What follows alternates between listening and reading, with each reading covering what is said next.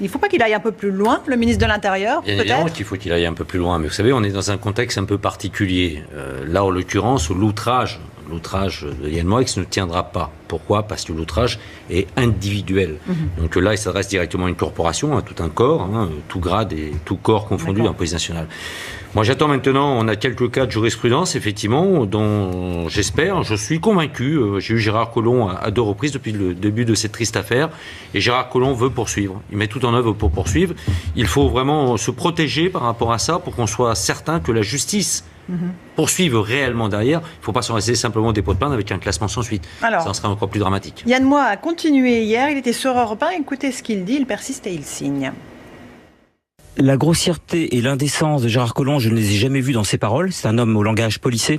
Je l'ai vu dans les coups de matraque qu'il prodigue aux migrants à Calais, à longueur de journée, quand 4, 5, 6, 7, 8 policiers sont parfois sur un enfant de 16 ans et le laminent de coups et le gaz. J'ai rien d'autre à rajouter. Yves Lefebvre, encore une fois. Sur ces accusations graves, encore une fois, il s'est rendu sur le terrain à Calais. Au mois de janvier dernier, lors du discours de Gérard Collomb aux forces de sécurité et aux habitants de Calais, on avait rencontré ce triste personnage. Il s'était confondu d'excuses par rapport déjà à des propos qu'il avait tenus sur une chaîne de télévision quelques jours auparavant.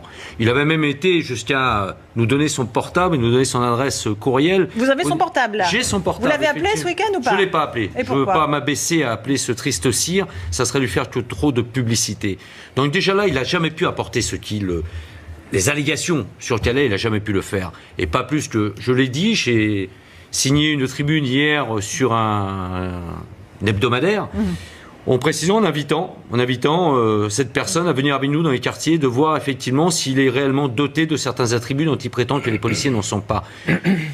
Qui plus est, quand il dit aussi que nous aurions peut-être quelques problèmes, je dirais, odorants lors de certaines patrouilles, mais je l'invite encore à venir et je suis certain qu'on sera obligé vite de se replier parce que c'est lui qui sentira le plus mauvais dans la patrouille. Non, on n'a pas peur aujourd'hui. Les policiers rentrent dans tous les quartiers. Les policiers ont, effectivement, mais c'est humain d'avoir une appréhension, mais ça ne nous empêche pas d'aller toujours de l'avant. Par contre, c'est vrai que parfois, on a peur des suites qui sont données avec une justice qui ne nous protège pas toujours et parfois même des politiques qui nous abandonnent sur le bas chemin. C'est-à-dire qu'Yves Lefebvre, vous êtes d'accord pour débattre sur ce plateau. Si Yann Moix vient s'asseoir en face de vous demain, après-demain, vous êtes d'accord ? Avec grand plaisir. Moi, je l'attends qu'il vienne, qu'il ait le courage de venir affronter un policier. J'ai 36 ans de police dans quelques jours. Le 4 octobre, ça fera 36 ans.